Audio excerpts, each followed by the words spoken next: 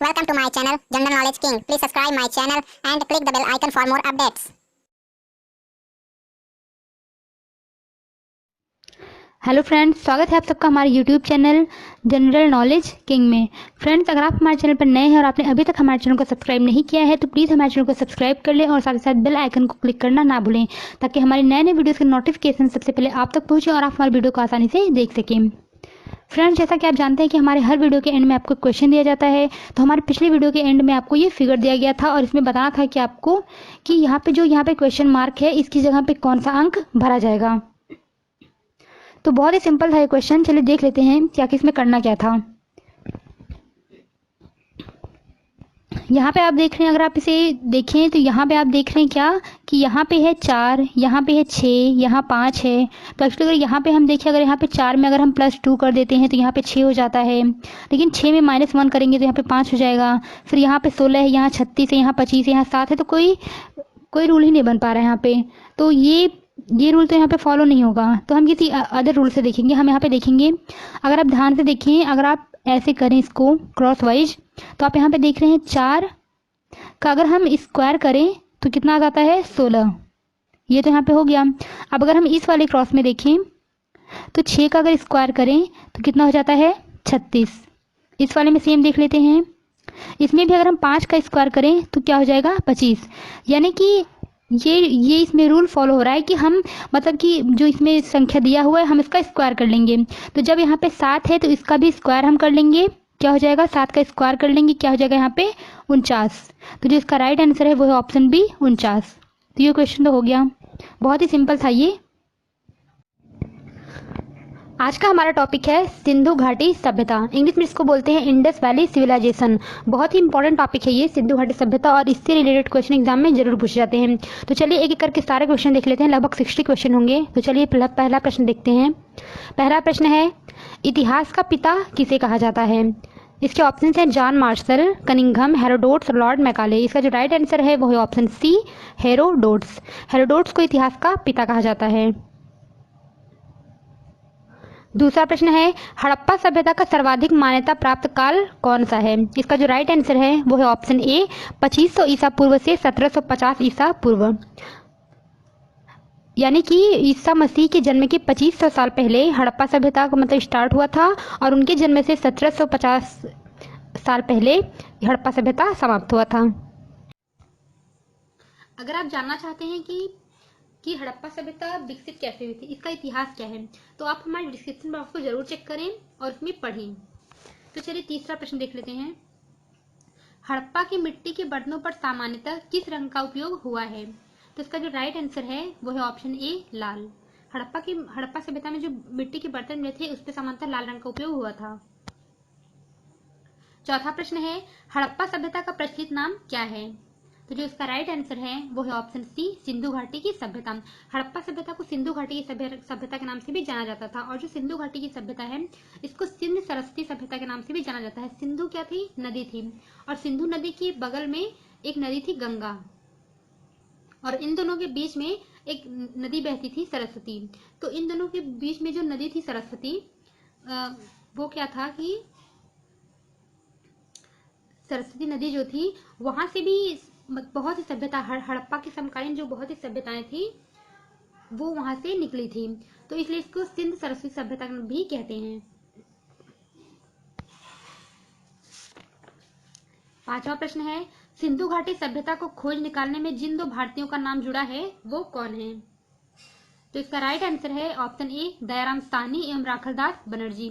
जो दयाराम साहनी थे इन्होंने हड़प्पा की मतलब खुदाई की थी, और राखलदास बनर्जी ने मोहनजोदड़ो की। तो हड़प्पा की खुदाई का श्रेय जिनको जाता है उनका नाम है दयाराम साहनी, और मोहनजोदड़ो की खोज का जिनको श्रेय जाता है वो है राखलदास बनर्जी।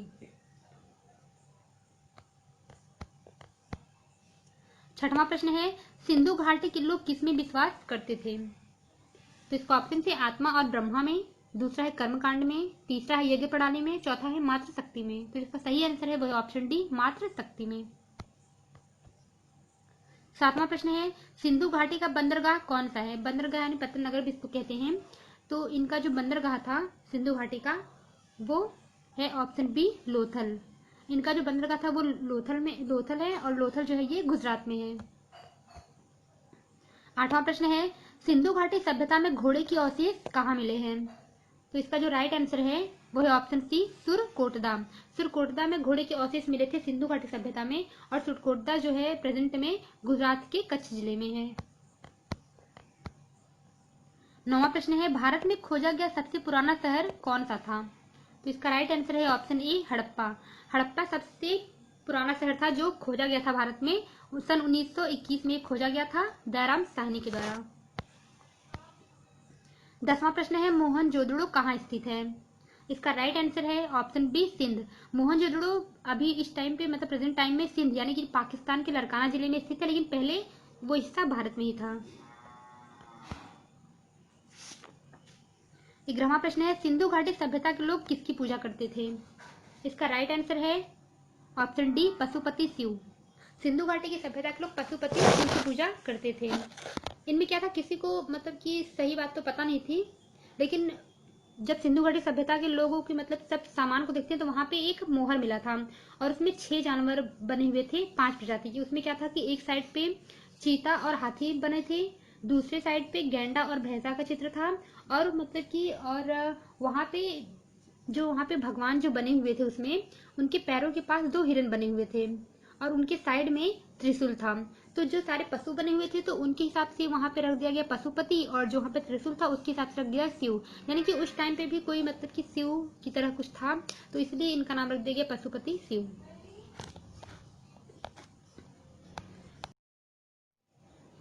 12वां प्रश्न है सिंधु घाटी सभ्यता की शहरों की गलियां कैसी थी? तो इसका राइट आंसर है ऑप्शन ए चौड़ी और सीधी। सिंधु घाटी सभ्यता की जो शहरों की गलियां थी वो चौड़ी से और सीधी थी, और एक मतलब कि उस टाइम की बहुत ही अच्छी बात ये थी कि वहां पे जो सड़कें थी सारी वो 90 डिग्री पे थी।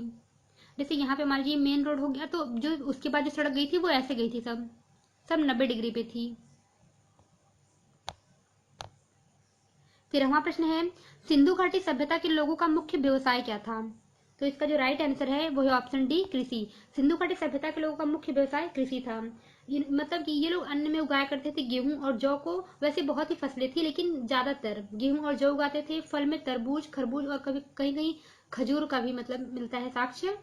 और तेल के लिए लोग सरसों, तिल और राई उगाते थे।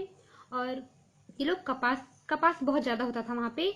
विदेशी व्यक्ति जो है वो कपास को सिंडोन कहते थे, इसलिए जो सिंधु घाटी सभ्यता है उसको सिंडोन सभ्यता के नाम से भी जानते हैं।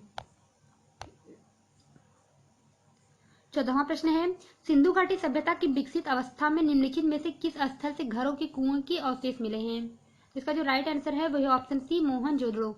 मोहनजोदड़ो में मतलब कि जो मोहनजोदड़ो में जिस टाइप के घर बने होते थे वहां पे कुएं के अवशेष मिले थे। 15वां प्रश्न है हड़प्पा के काल का तांबे का रथ किस स्थान से प्राप्त हुआ है? इसका राइट आंसर है ऑप्शन बी देमाबाद। 16वां प्रश्न है निम्नलिखित विद्वानों में से हड़प्पा सभ्यता के सर्वप्रथम खोजकर्ता कौन थे? ऊपर बताया था अभी मैंने, फिर से देख लीजिए। इसका राइट आंसर है ऑप्शन डी दयाराम साहनी। दयाराम साहनी ने हड़प्पा सभ्यता की खोज की थी 1921 में।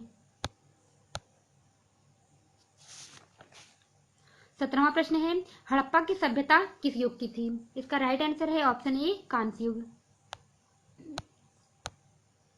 18वां प्रश्न है हड़प्पा के निवासी कैसे थे? इसके ऑप्शन से ग्रामीण थे, शहरी थे, खानाबदोश थे, जनजातीय थे। इसका जो राइट आंसर है वह ऑप्शन बी शहरी थे। हड़प्पा के जो निवासी थे वो शहरी थे। 19वां प्रश्न है हड़प्पा के लोगों की सामाजिक पद्धति कैसी थी? इसका राइट आंसर है ऑप्शन ए उचित समतावादी। 20वां प्रश्न है हड़प्पावासी किस वस्तु के उत्पादन में प्रथम थे? तो इसका जो राइट आंसर है वो है ऑप्शन सी कपास। कपास के उत्पादन में हड़प्पावासी एकदम प्रथम थे, और ये कपास का उपयोग जो है वस्त्र बनाने में करते थे और उसे व्यापार के रूप में भी इसका मतलब कि यूज करते थे कपास का। 21वां प्रश्न है हड़प्पा सभ्यता की खोज किस वर्ष हुई? इसका राइट आंसर है ऑप्शन डी 1921 में, और इससे रखी गई थी नाम था दयाराम साहनी। 22वां प्रश्न है हड़प्पावासी किस धातु से परिचित नहीं थे? इसका राइट आंसर है ऑप्शन बी लोहा।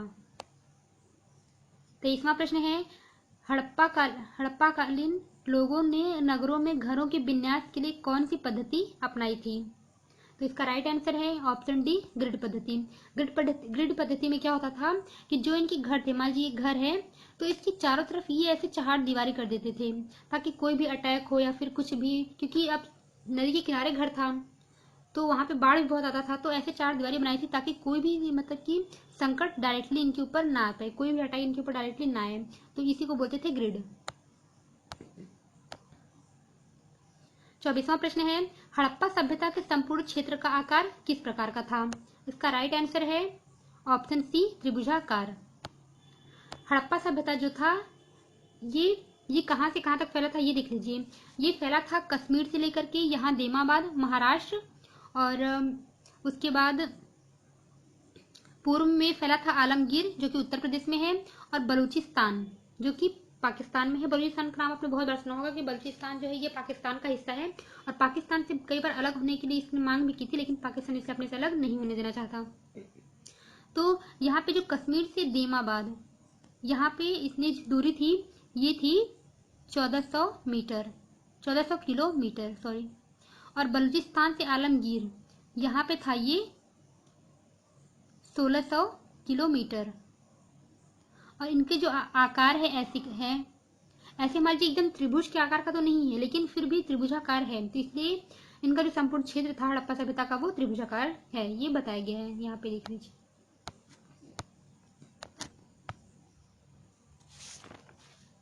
25वां प्रश्न है, कालीबंगा किस प्रदेश में विद्यमान है? इसका राइट आंसर है ऑप्शन सी, राजस्थान के गंगानगर जिले में। 26वां प्रश्न है, सैंधव सभ्यता की ईंटों का अलंकरण किस स्थान से मिला है? राइट आंसर है इसका ऑप्शन ए, कालीबंगा। 27वां प्रश्न है, किस हड़प्पा कालीन सभ्यता से नृत्य मुद्रा वाली स्त्री की कांस्य मूर्ति प्राप्त हुई है? इसका राइट आंसर है ऑप्शन डी, मोहनजोदड़ो।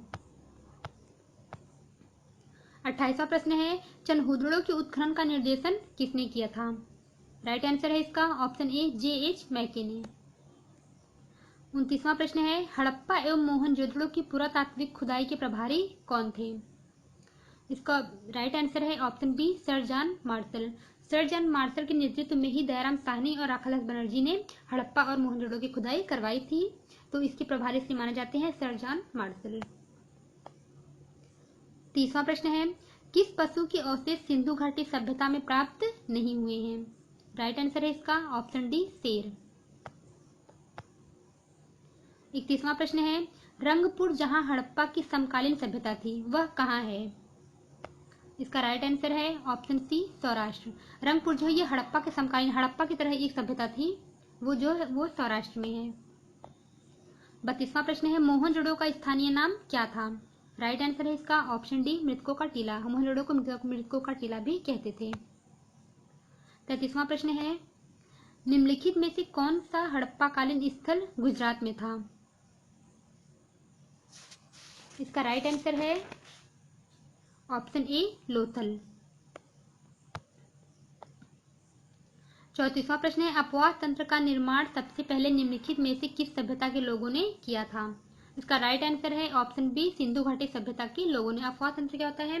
इसमें क्या होता है कि विभिन्न दिशाओं से निकली हुई छोटी छोटी धाराएं होती हैं, जो छोटी छोटी धाराएं होती हैं वो आपस में मिलकर एक मुख्य नदी का निर्माण करती हैं और एक धारा में बहती हैं, इसको बोलते हैं अफवाह तंत्र। 35वां प्रश्न है, सिंधु घाटी की खुदाई में मिले अवशेषों में तत्कालीन व्यापारिक और आर्थिक विकास में निम्न में से क्या संबंधित थी? इसका राइट आंसर है ऑप्शन सी, मुद्राएं।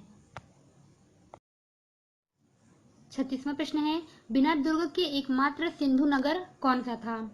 इसका राइट आंसर है ऑप्शन डी, चनहुदड़ो। 37वां प्रश्न, हड़प्पा सभ्यता के अंतर्गत हल से जोते गए खेत का साक्ष्य कहाँ मिलता है? राइट आंसर है इसका ऑप्शन ए, कालीबंगा। 38वां प्रश्न है, देवी माता की पूजा निम्न में से किस सभ्यता से संबंधित थी? तो इसका राइट आंसर है ऑप्शन सी, सिंधु घाटी सभ्यता के साथ। 29वां प्रश्न है, सिंधु घाटी के लोगों की एक महत्वपूर्ण रचना निम्नलिखित में से किसकी मूर्ति थी? तो इसका मतलब जो सही आंसर है वो है ऑप्शन बी, नृत्य करती हुई बालिका। 40वां प्रश्न है, सिंधु घाटी सभ्यता में कहाँ के लोग माप और तौल से परिचित थे? इसका राइट आंसर है ऑप्शन डी लोथल। 41वां प्रश्न, हड़प्पा कालीन स्थल रोपड़ किस नदी के किनारे स्थित है? इसका राइट आंसर है ऑप्शन बी सतलज। रोपड़ जो है सतलज नदी के किनारे स्थित है। 42वां प्रश्न, सिंधु सभ्यता का कौन सा स्थान लोथल में स्थित है? तो इसका राइट आंसर है, सॉरी यहाँ लोथल नहीं होगा, यहाँ होगा भारत, वो गलती से हो गया है। सिंधु सभ्यता का कौन सा स्थान भारत में स्थित है? तो जो इसका राइट आंसर होगा वो होगा ऑप्शन सी लोथल। लोथल जो है भारत में स्थित है, गुजरात में। 43वां प्रश्न है, सिंधु सभ्यता के टेराकोटा में निम्नलिखित में से कौन सा पालतू जानवर विद्यमान नहीं था? टेराकोटा भी ये भी सभ्यता थी, तो इसमें जो जानवर विद्यमान नहीं था वो था गाय, यानी कि ऑप्शन सी इज राइट। 44वां प्रश्न है, सिंधु सभ्यता में बृहद स्नानागार कहाँ पाया गया? इसका राइट आंसर है ऑप्शन ए मोहनजोदड़ो में। 45वां प्रश्न है, सिंधु घाटी सभ्यता की मुद्रा में किस देवता के समतुल्य चित्रांकन मिलता है? तो इसका राइट आंसर है ऑप्शन बी आद्य शिव। आद्य शिव के समतुल्य वो तो नहीं थे, लेकिन उनकी समान ही कोई देवता थे, यानी जिसको बोलते थे पशुपति शिव, पहले बताया था मैंने। 46वां प्रश्न है, सिंधु घाटी के घर किससे बनाए जाते थे? राइट आंसर है इसका ऑप्शन ए ईंट। सिंधु घाटी में जो घर बनाए जाते थे वो ईंट से बनाए जाते थे। 47वां प्रश्न है, सिंधु सभ्यता निम्न में से किस युग में पड़ता है? इसका राइट आंसर है ऑप्शन डी आद्य ऐतिहासिक काल में। 48वां प्रश्न है, निम्न में से किस पशु की आकृति जो मुहर पर मिली है जिससे ज्ञात होता है कि सिंधु घाटी सभ्यता और मेसोपोटामिया की सभ्यताओं के मध्य व्यापारिक संबंध थे? इसका राइट आंसर है ऑप्शन बी बैल। नेक्स्ट प्रश्न है, हड़प्पा कालीन स्थानों में अभी तक किस धातु की प्राप्ति नहीं हुई है? राइट आंसर है इसका ऑप्शन डी लोहा।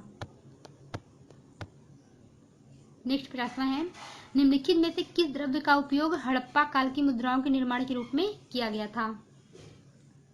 इसका राइट आंसर है ऑप्शन ए सेल खड़ी। सेल खड़ी एक प्रकार का द्रव्य होता है, ये सफेद रंग का होता है, ये सफेद रंग का पत्थर होता है। सेल खड़ी जो रत्न होता है अपनी सुंदरता की वजह से बहुत ही कीमती होता है। इसका प्रयोग जो होता है पॉलिश के बाद गहने बनाने में आता है। इसका प्रयोग जो होता है वो क्रीम पाउडर ये सब बनाने की यूज में किया जाता है। नेक्स्ट प्रश्न है, हड़प्पा में एक उन्नत जल प्रबंधन प्रणाली का पता कहाँ चलता है? राइट आंसर है इसका ऑप्शन बी धौलावीरा में। नेक्स्ट प्रश्न है, प्राचीन सिंधुवासी किस पशु को पवित्र मानते थे? इसका राइट आंसर है ऑप्शन बी सांड। सांड को सिंधुवासी जो थे ये पशु को पवित्र मानते थे। नेक्स्ट प्रश्न है, स्वतंत्रता से पूर्व भारत में सबसे अधिक संख्या में हड़प्पा युगीन स्थलों की खोज किस प्रांत में हुई? तो जो इसका राइट आंसर है वो है ऑप्शन बी गुजरात। स्वतंत्रता से पूर्व मतलब कि सबसे ज्यादा मतलब कि जो मतलब कि सभ्यता की खोज की गई थी वो भारत था। भारत में कुल 925 सभ्यताओं की खोज की गई है और जिनमें से सबसे ज्यादा गुजरात में है।